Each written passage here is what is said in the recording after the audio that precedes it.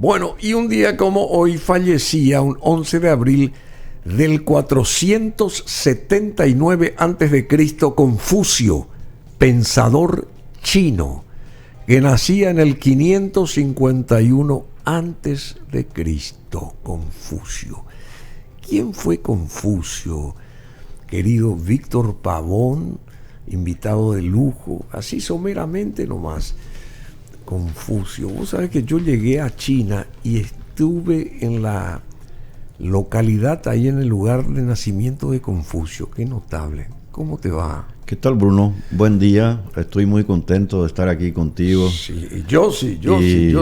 Mira, Confucio fue un gran personaje chino, desde luego, que fue el primero que rescató las ideas, o que expuso, mejor dicho, expuso las ideas que los presocráticos en Grecia también lo hacían. Imagínate vos, China, por un lado, distante a miles de kilómetros, y Grecia, no Esparta, sino que Atenas, del derecho natural. ¿Y qué es eso? El derecho natural es aquel derecho que nace con el hombre, que es inmanente, y que se refiere al deseo de cada persona de buscar su propia felicidad sin dañar a los demás. Qué lindo, ¿verdad? Preservando de luego, ¿verdad?, sus derechos que son dados por Dios, o en el caso de Confucio, con una suerte de panteísmo. Porque panteísmo. Claro, que Dios está en todas partes. Que es también una tradición, digamos, de corte griego, porque solamente el cristianismo, el judaísmo y el cristianismo fueron los que cambiaron esa tradición por el monoteísmo. ¿Verdad? Viste que está el panteísmo, está el politeísmo y el monoteísmo. Y el panteísmo es que ve las cosas y ve a Dios, o la belleza del mundo, precisamente en Dios. Y en consecuencia, Confucio lo que nos dice hasta hoy en día, porque si uno encontrara, por ejemplo, alguna frase ahora, vamos a encontrar que muchos de sus dichos son realmente frases de Confucio, sí, son realmente extraordinarias y sirven todavía de guía para cualquier persona. Pero bueno, en el cristianismo también se suele decir Dios está en todas partes, dice, te está viendo Dios. Sí. Es una forma de expresar que Dios es un espíritu.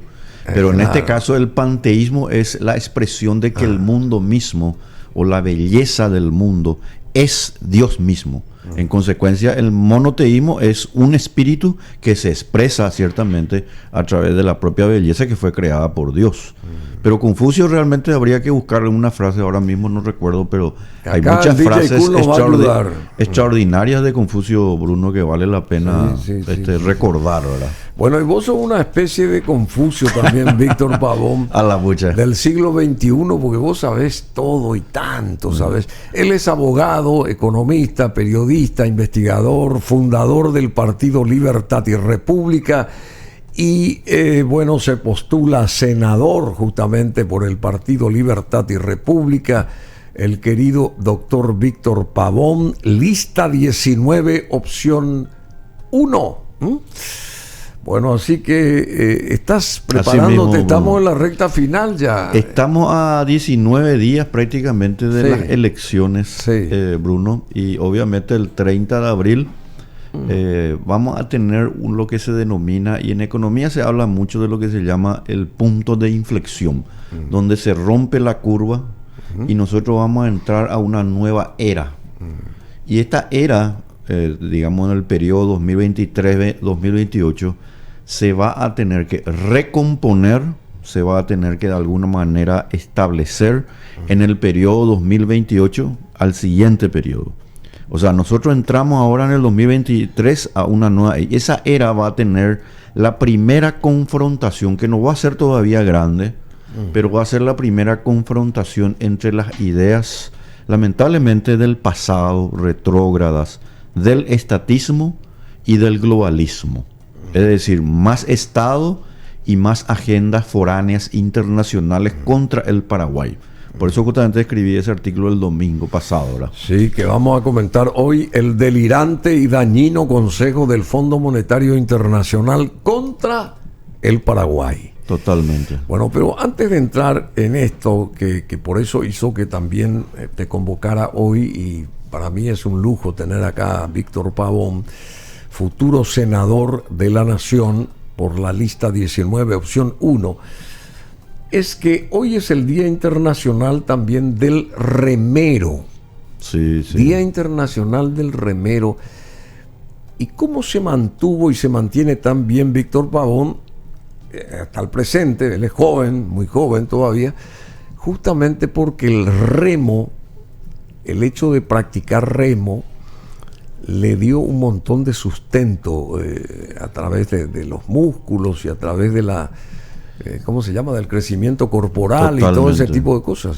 Bueno, el remo... ¿Qué es el remero y qué es el remo? Bueno, el remo es uno de los mejores deportes a nivel mundial.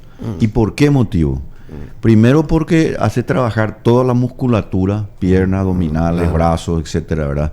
Pero por sobre todas las cosas porque eleva el sentido especialmente de disciplina que uno debe tener, porque no hay contacto físico con el adversario. Uno está en su bote, rema y tiene que tener técnica y fuerza. Los alemanes, por ejemplo, decían ya a finales del siglo XIX, siglo XX, que la fuerza mueve centímetros, pero la técnica, es decir, la forma en que uno se expresa en el bote del remo, mueve metros. Entonces hay una gran diferencia entre fuerza y técnica. Siempre tenemos que apelar. ¿Cómo es la técnica? La técnica mueve centímetros. La técnica mueve centímetros. Y la fuerza mueve centímetros. Y la técnica metros. Lo que está queriendo decir que no es suficiente la fuerza, porque si fuera por fuerza, por ejemplo, yo te doy un ejemplo, ¿verdad? Nosotros fuimos con Luis Muniagurria, que ahora es fiscal, un amigo a quien le mando saludos, suele escuchar tu programa. Fuimos los primeros remeros, la primera tripulación paraguaya que compitió en Europa. Nunca se compitió ningún paraguayo, ninguna tripulación paraguaya de remo había competido en Europa. Nosotros fuimos a Europa, competimos nada más y nada menos que en una de las regatas internacionales mundial de Piediluco en Italia, que está a 90 kilómetros de Roma, en una montaña, un hermoso lugar realmente, ¿verdad? Entonces ahí nosotros competimos entre 17 botes y llegamos a la final y nos ubicamos en el 6º lugar. Bueno. Lo cual para nosotros realmente fue un gran aliciente, tomando en cuenta de la manera en que nosotros entrenamos, porque en ese momento, estoy hablando nada más y nada menos que del año 87, Bruno. En ese momento nosotros no teníamos el conocimiento de la fisiología, de la biología. 36 años atrás. 36 años atrás. Te puedes imaginar que estaba con más cabello, por ejemplo, ¿verdad? Bueno, vos sabés que ayer lo entrevistamos a este nieto del famoso general Visocolán, Stefan, que se llama igual que el abuelo. Y él también practicó remo, ¿verdad? Así mismo. Pero solamente que él mide como 2 metros, ¿verdad? Sí. Tiene una... claro, es por la cuestión de la herencia rusa. Los rusos pues, generalmente son gente alta. No siempre, pero por ejemplo Vladimir Putin no es muy alto. Pero generalmente la tendencia de los rusos, de los eslavos, los que están más allá de los montes Urales, muy bien, tienden a ser personas más altas, luego, ¿verdad? Bueno, y ya que estás tocando esto de la técnica y la fuerza, el general Visocolán, que recaló acá en Paraguay después de la primera gran guerra, de la Primera Guerra Mundial, ¿verdad? Vino con 35, 36 años, y en vez de quedarse en su casa, digamos, se metió a otra guerra, la del Chaco. Totalmente. Para defender a su otro país, que fue Paraguay, porque él falleció a la edad de 91 años, viviendo acá en Paraguay. Sin duda alguna. Nosotros le debemos mucho a muchos extranjeros. De hecho, vamos a ser sinceros, ¿verdad? Vos que también tenés sangre suiza, italiana, todos nosotros, ¿verdad? Venimos de Europa, pero la gente todavía más cercana, así como el general Visocolán, que como dijiste estuvo en la Primera Guerra Mundial y viene nada más y nada menos, pues la Primera Guerra Mundial en 1914, 1918 y en el 32 nuevamente la Guerra del Chaco. Implica que realmente él era un patriota, más allá de su propia nacionalidad. Él le amaba al Paraguay. Así mismo. Bueno, y a lo que voy es que en plena guerra nuestros morteristas, porque la última esencia bélica eran los morteros que tenía Paraguay en aquel momento. Inclusive Bolivia no tenía morteros o morteros, y Paraguay ya los utilizaba. Sí. Y lo utilizó una persona que sabemos su nombre, ¿verdad? Que lo utilizó un boquerón. ¿Y sabes cuál es, verdad? ¿Cuál es esa persona? Decime. Que asumió el poder un 4 de mayo de 1954. Y bueno, Stroessner. Sí, él era morterista. Él era morterista. Sí, bueno, y por boquerón. eso se hicieron muy amigos con el general Visocolán, justamente. ¿Por qué? Atención. Porque dice que los morteristas medían el target, o sea, medían la, ¿cómo que se llama? El blanco directamente, o sea, se imaginaban que el blanco estaba directamente, como ellos visualizaban, digamos, ponían su mortero para tratar de, estaba en línea recta su blanco, digamos. Y la técnica de este señor ruso, del general, les hizo ver que estaban errados, porque ellos tiraban en línea recta al objetivo y nunca alcanzaban el objetivo. El general Visocolán era físico y calculaba la distancia. Totalmente. Y entonces le dijo: muchachos, acuérdense que eso vuela, pero está el viento, está esto, está lo otro, que desvía automáticamente la posibilidad de que llegue al objetivo. Ustedes tienen que girar un poco más, hacer que sea, digamos, que no vaya en línea recta, sino que vaya en línea curva, más o menos el mortero, digamos, y ahí iban a llegar al objetivo. Y dicho y hecho. Totalmente. O sea que esa fue una de las influencias que puso ahí el general, que les brindó el general Visocolán a los paraguayos que estaban en guerra, que estaban en el frente de batalla ya en esa guerra. No, y como vos decís, Bruno, ¿verdad? El estudio de la física pues te permite ver que un objeto disparado de un punto A para llegar al punto B necesita estar en un ángulo de 45 grados. Y bueno, eso es si todos los demás elementos están estables. Pero ahí, como vos estás diciendo, hay que calcular, además, lo que decía el general Visocolán, acertadamente, de luego, hay que calcular, por ejemplo, el viento. El viento, claro. ¿Verdad? Y él era físico. Varía, claro. Él era físico y calculaba la distancia y la velocidad del viento. Bueno, eso simplemente quería adosar a este comentario tuyo del remero, de los remeros, de que una cosa es la técnica y otra cosa es la fuerza. Totalmente. ¿Y te sentís gratificado por haber sido o por ser remero vos, Pero Víctor por Pavón? Supuesto, el remo me dio a mí la oportunidad. Mira, nosotros, debo decir, yo desde los 14, 15 años, primero hice natación, después remo, viajamos mucho. Todos los años nos íbamos a viajar a Buenos Aires, a Rosario, Argentina, viajamos a Río de Janeiro. Y eso nos permitió estar en permanente competencia, además de las competencias nacionales. Hasta que tuvimos la oportunidad, nada más y nada menos, además de viajar todos los años a Buenos Aires, Rosario y Río de Janeiro, ir a Europa. Ir a Europa. Y ahí realmente nosotros dimos lo que se llama ese salto cuántico. El salto cuántico, que significa, ¿verdad?, es traspasar una barrera por el cual nosotros nos nutrimos.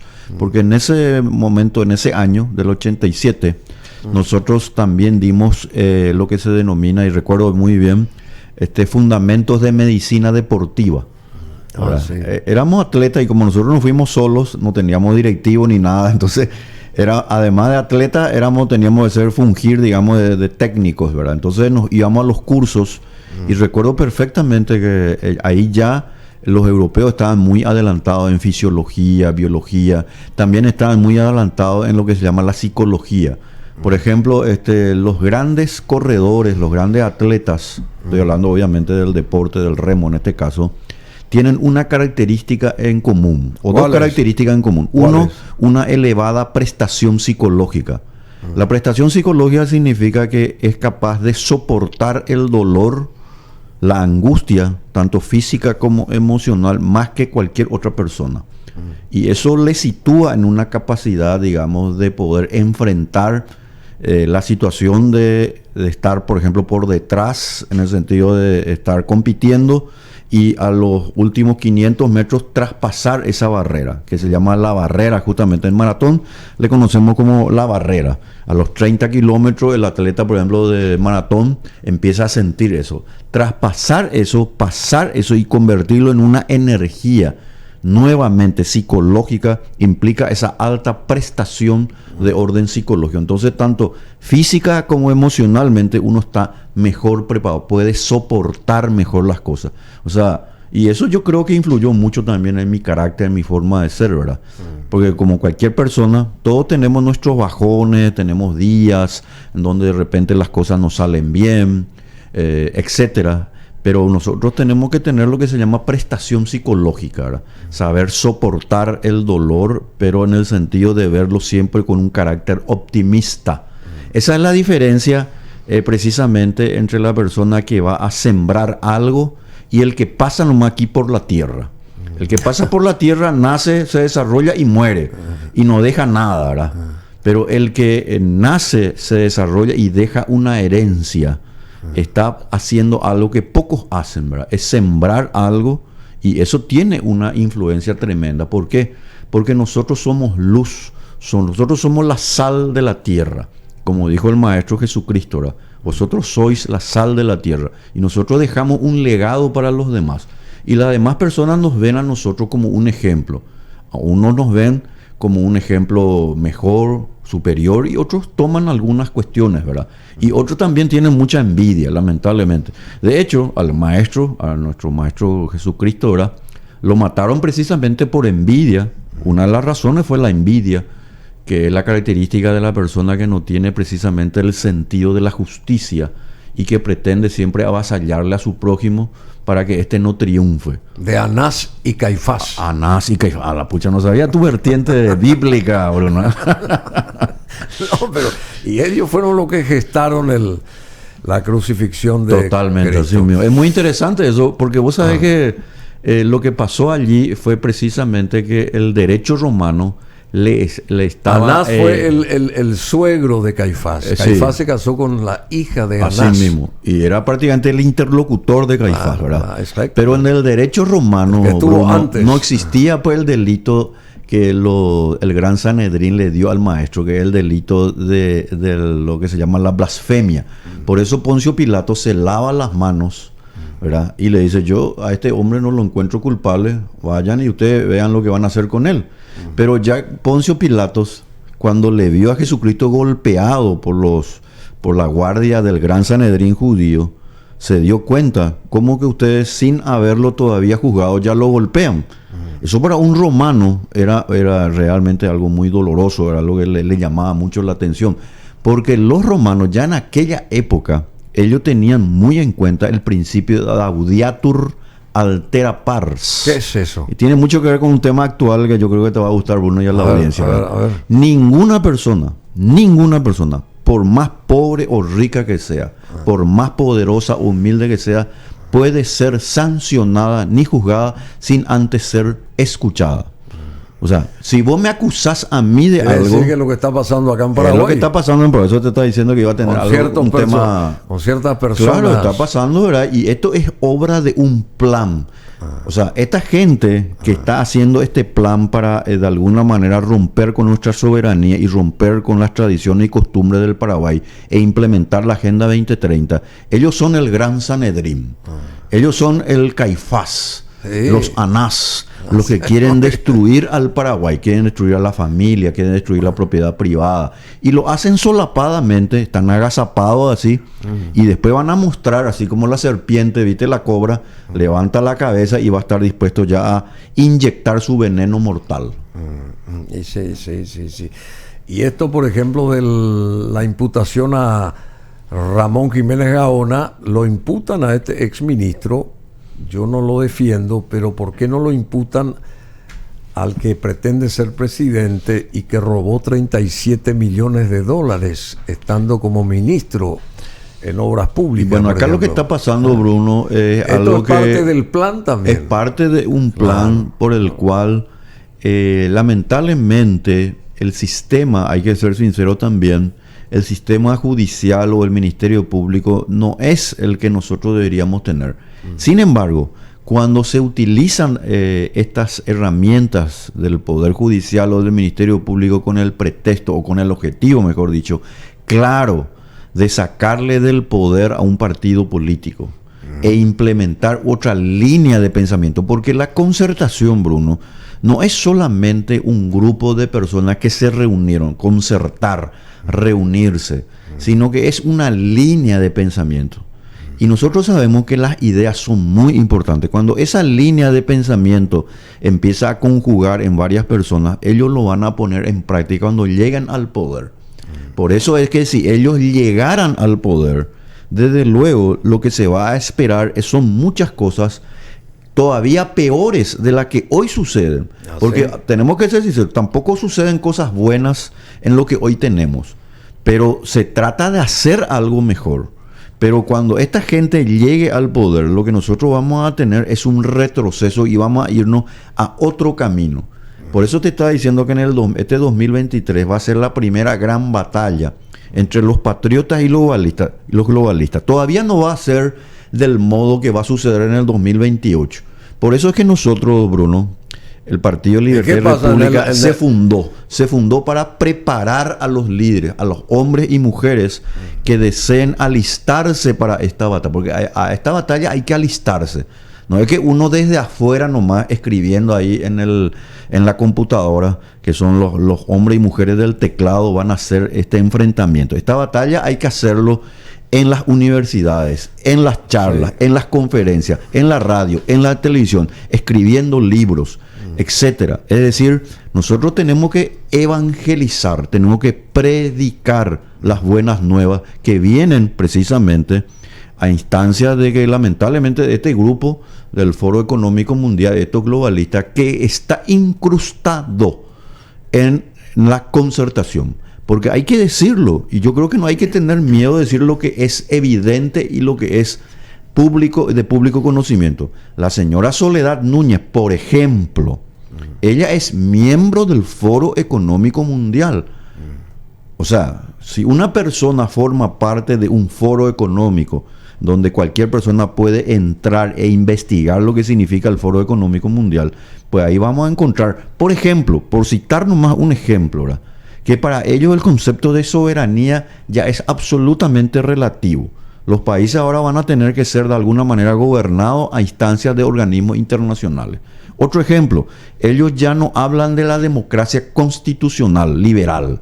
Ellos hablan de la gobernanza 4.0, la cuarta revolución para cambiar la faz de la Tierra, pero a través de sus 17 objetivos de desarrollo sostenible, que es la columna vertebral de la Agenda 2030. Exactamente. Entonces, y 17, ¿cuáles son esos objetivos? Y esos 17 objetivos se refieren a la familia, se refiere a la pobreza, se refiere al tema tributario, se refiere al tema del ambiente. Todo bien escrito. Pero lo que está escrito y uno empieza a tener poder de discernimiento, vamos a ver que, por ejemplo, para ellos acabar la pobreza, para ellos, según ellos, acabar la pobreza significa una mayor influencia del Estado y elevar los tributos, los impuestos a la gente más rica o a la gente que tiene un poco más de dinero. Por ejemplo, ellos quieren aumentar el impuesto a la renta personal. Nosotros, por ejemplo, decimos no al impuesto a la renta personal, no es lo bajar. Porque ahí pues está la diferencia entre muchas otras personas y otros grupos y algunas personas, ¿verdad? Algunos en realidad no están convencidos. En sus corazones no están convencidos de que hay que eliminar el impuesto a la renta personal. Ellos dicen, sí, vamos a ver, podemos un poco bajar y ver. No. Hay que eliminar, porque el impuesto a la renta personal, como sabemos, es una inmoralidad y directamente es una confiscación al ahorro. Y es un precepto contrario. ¿Por qué hay que eliminar? Primero, número uno, porque ninguna persona puede ser violado en su derecho de disfrutar del goce y uso del fruto de su trabajo, sacándole parte de su ahorro, porque el impuesto a la renta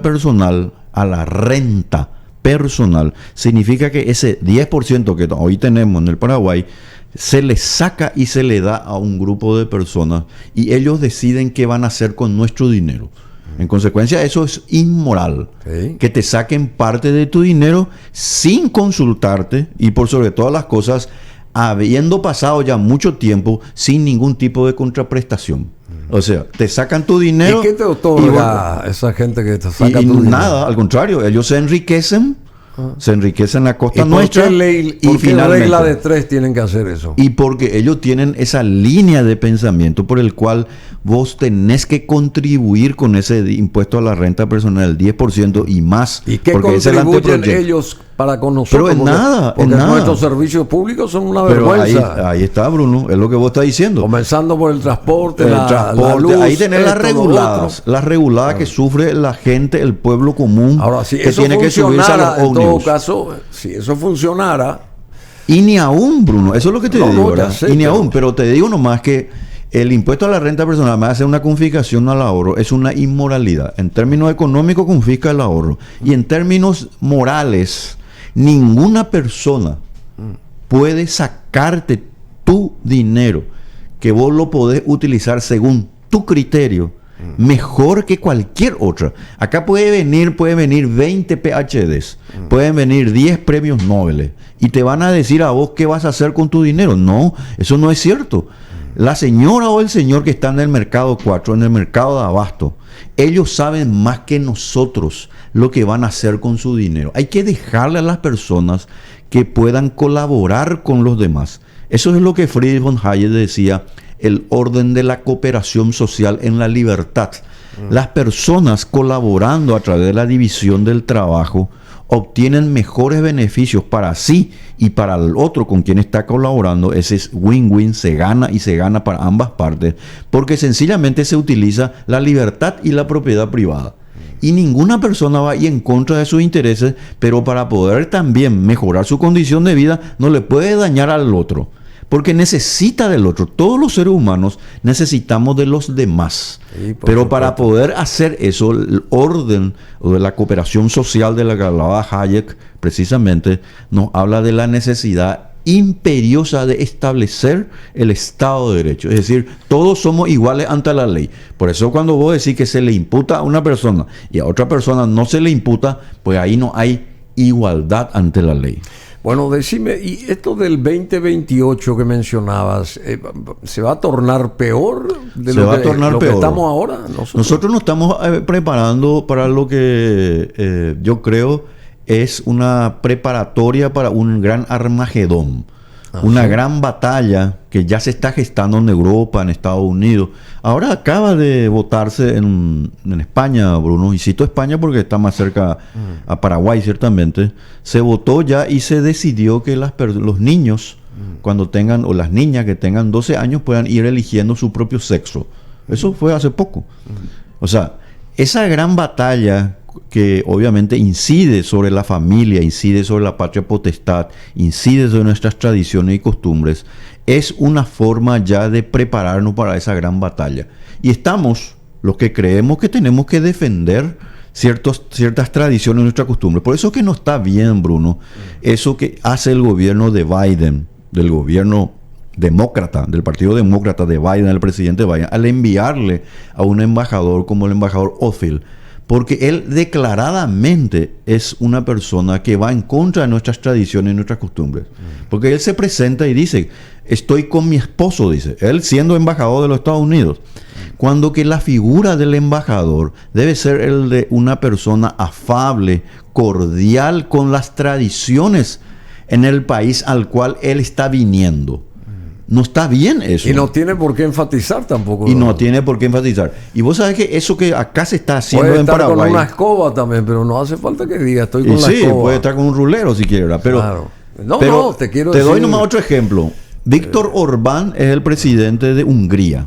En Hungría se está preparando, o ya se está mencionando también, y le están enviando a un embajador declaradamente promotor de la línea LGTB. ¿Ah, sí? Cuando que sabemos que en Hungría se declaró la Agenda 2030 como contrario a los intereses de Hungría. Se declaró la ideología de género como enemigo de la familia. Eso sucede en Hungría. Y no estoy hablando de hace 10 años atrás. Estoy hablando de ahora, 2023. ¿Y eso por qué lo hace el gobierno de Estados Unidos? Porque está rompiendo con sus antiguas tradiciones correctas, morales que tenía en la Declaración de Independencia de 1776 y con la Constitución de 1787. Estados Unidos se está perdiendo. Por eso que la única forma de que Estados Unidos pueda reencauzar esto es que vuelva a ser la nación por el cual se hizo precisamente la Estatua de la Libertad. Que vengan todos los pueblos, todos los hombres y mujeres oprimidos, que esta es la tierra de la oportunidad, la tierra de la libertad. Bueno, hay una apuesta dentro de lo que vos escribiste el domingo pasado en ABC. Al Fondo Monetario Internacional no le interesa la contraprestación que deben recibir los contribuyentes. Apuesta a financiar a gobernantes con ideas tercermundistas fracasadas. ¿Es eso más o menos lo que está diciendo? Así mismo, Bruno. Y esta gente del Fondo Monetario Internacional son unos tecnócratas, son todos muy técnicos, ciertamente. Pero imagínate, Bruno, lo descabellado es algo irracional, algo que no tiene lógica. Y también muy dañino, porque solamente a unos técnicos que le dan mucha preeminencia al Estado, contradiciendo los principios de una persona, del individuo, se le puede ocurrir aumentar los impuestos cuando ellos saben, Bruno, que en el Paraguay, número uno, se despilfarran 1.700 millones de dólares anuales. ¿Cómo, sabiendo ellos que se despilfarra el dinero, te van a pedir precisamente más dinero a la persona que hoy está siendo víctima de un sistema absolutamente contrario a los intereses del hombre libre y ciudadano? Número uno. Al sistema y número corrosivo. Y es dañino, también dañino, porque ellos saben, pero lo mismo sugieren, entre comillas, que aumentemos los impuestos cuando que la curva de Laffer demostró en la década de 1980 a esta parte, que cuando se reducen los impuestos, la tendencia es que aumente la recaudación y se formalice la economía. Ellos saben que en Paraguay la informalidad es prácticamente del 80%. ¿Vos te imaginas, Bruno, de cada 10 paraguayos solamente 2 personas están en la formalidad? Bueno, y si vos aumentar los impuestos, va a subir la informalidad. ¿Y qué hay que hacer entonces? Rechazar esta historia, ¿verdad? Hay que rechazar contundente, firme, de una manera clara, precisa, con argumentos. Señores, aquí ustedes no van a venir ya a decirnos que nosotros vamos a aumentar los impuestos, porque lo que ustedes están diciendo conspira y viola los derechos de los paraguayos y las paraguayas y los extranjeros que vivimos en este precioso país. Decime, y acá y nuestras autoridades, nuestro sistema, nuestro gobierno, no mira con ese tipo de ojos lo que está llegando y lo que nos están imponiendo, entre comillas, porque debe tener una reacción el gobierno. ¿Y el gobierno es favorable a todo esto? ¿El actual gobierno o cómo viene la mano? Yo creo que el gobierno lamentablemente está muy influenciada por estas agencias internacionales. ¿Por qué? Porque detrás de todo esto, Bruno, hay mucho negocio, hay muchas canonjías, hay mucha coima, hay muchos elementos que lamentablemente vienen a torcer el deseo del pueblo paraguayo. El pueblo paraguayo no necesita más impuestos. El pueblo paraguayo, en todo caso, lo que necesita es que ese dinero que hoy se está pagando se utilice mejor. Porque ni tan siquiera vereda y plaza nosotros tenemos. Pues tengamos primero vereda y plaza y calles. Y un buen servicio, en todo caso, de transporte público, que tampoco tenemos. Bicisendas tenemos. Bueno, la bicicenda, Bruno, es muy importante decirlo. Ya sé, pero... Ya es el inicio también de una suerte de mentalidad totalmente descabellada, absurda y vendida tenemos a la que agenda globalista. Nuestras veredas, nuestras calles. Claro, te ponen una bicicenda como si fuera que la bicicleta. Cualquiera que anduvo en bicicleta o que anda en bicicleta, Bruno, sabe que la bicicleta pues no tiene una línea recta, no tiene un carril como el tren. La bicicleta, cuando vos subís, vas andando, tiene una pequeña oscilación. Y lo que hicieron sobre Palma y en otras partes, ahí Mariscal López, es como si fuera que la bicicleta no tuviera pedal. Entonces vos tenés que andar como si fuera que estás andando por un lugar donde vos tenés un carril. Además de haberlo hecho mal, destruye algo muy importante. El pueblo asunceno, en este caso, ¿verdad?, no fue consultado para que esas bicisendas se hagan. Quiere decir que el intendente y los concejales se han vendido también a absurdas canonjías y peligrosas, desde luego, con el propósito precisamente de ir haciendo entrar este tipo de ideas que tienen como propósito algo que va a suceder, Bruno. Y no quiero ser Nostradamus aquí en tu programa, pero si me permitís voy a hacerlo, ¿verdad? A ver, adelante. Esta es la preparación de lo que después va a ser en unos años. Y esto creo que vos, que sos una persona muy eficiente, vas a guardar este material. Es la preparación para lo que después va a ser la ciudad de los 15 minutos. Es decir, nosotros ya no vamos a poder usar nuestros vehículos, ¿verdad? Vamos a tener a hacer solamente en bicicleta y vamos a tener que caminar. Y cuando querramos salir de Asunción, vamos a tener que pedir permiso si queremos irnos a Coronel Oviedo, a Ciudad del Este, o a Encarnación o a Concepción. Porque según ellos hay que andar nomás ya en bicicleta y andar precisamente caminando, ¿verdad? Entonces ellos te dicen, no, hay que caminar, hay que andar en bicicleta porque se va a contaminar el aire y va a afectar el clima. Mentira. Es mentira. Dios mío. Desde luego que hay que caminar, pero lo que no está bien, Bruno, y esto es algo muy importante, es que alguien, un grupo de personas, te autoricen a vos a que vos hagas eso. Y esto que te cuento, y quiero terminar, no, Bruno, porque me tocó muy de fondo. Yo estuve años atrás en Inglaterra, en una ciudad que se llama Canterbury. Canterbury, famosa ciudad. Bueno, Canterbury ahora, apenas una semana atrás, se aplicó la ciudad de los 15 minutos. O sea, es cierto, una ciudad pequeña, ¿verdad? Hermosa ciudad, por cierto, ¿verdad? La gente anda en bicicleta y anda a pie. Pero cuando vos querés salir con tu vehículo, te fotografían. Y si querés salir del condado, de la ciudad, sin el permiso, te imponen una multa.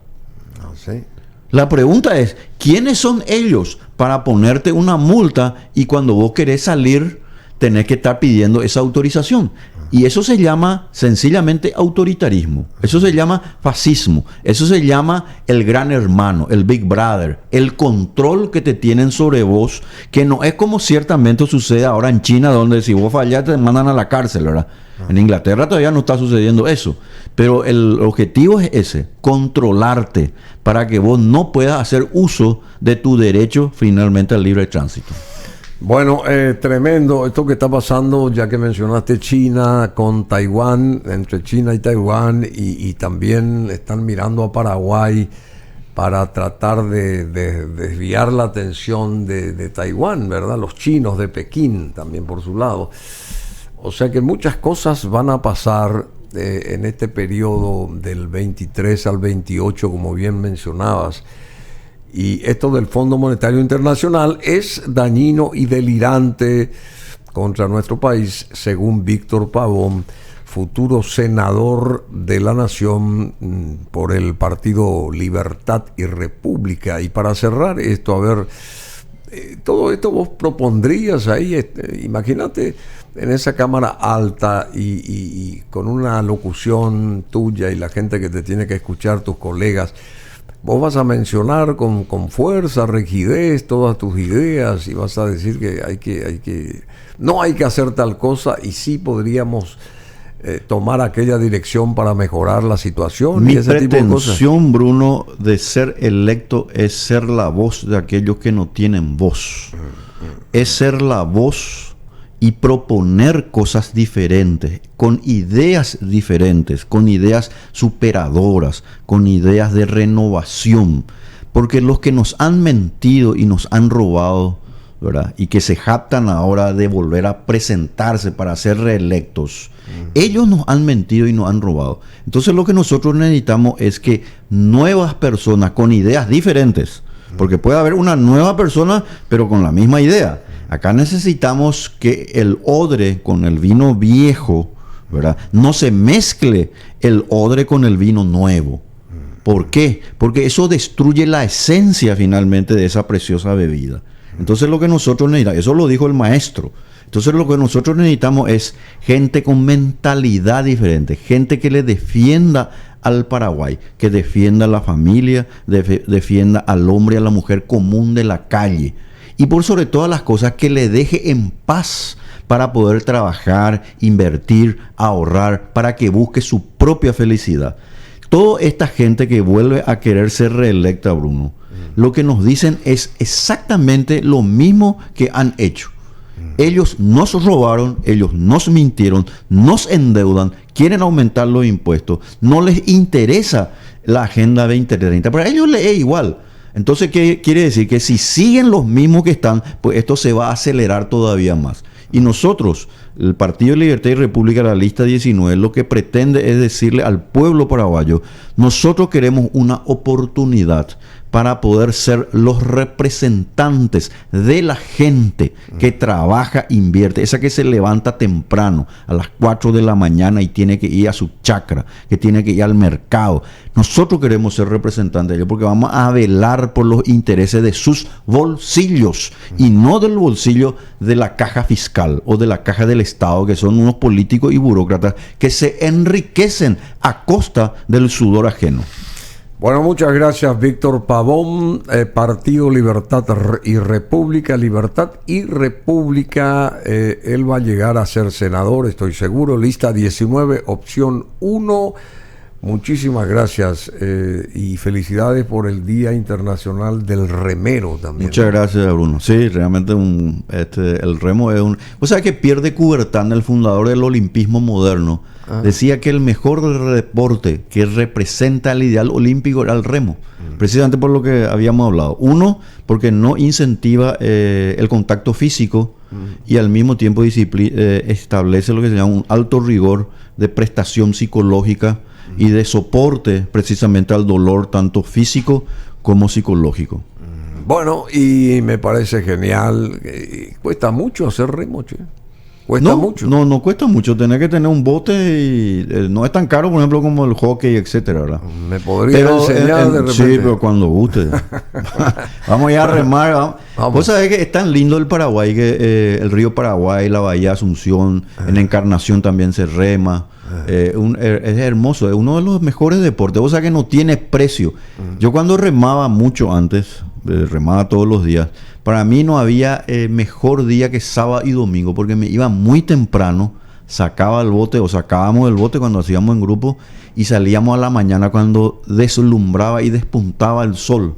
Entonces vos escuchabas el ruido de las aguas, escuchabas el trinar de los pájaros, y eso no tiene precio, Bruno. Es un regalo que nos da Dios, y más todavía estando remando. Bueno, pero seguimos remando nosotros acá. Hay que seguir remando. Claro.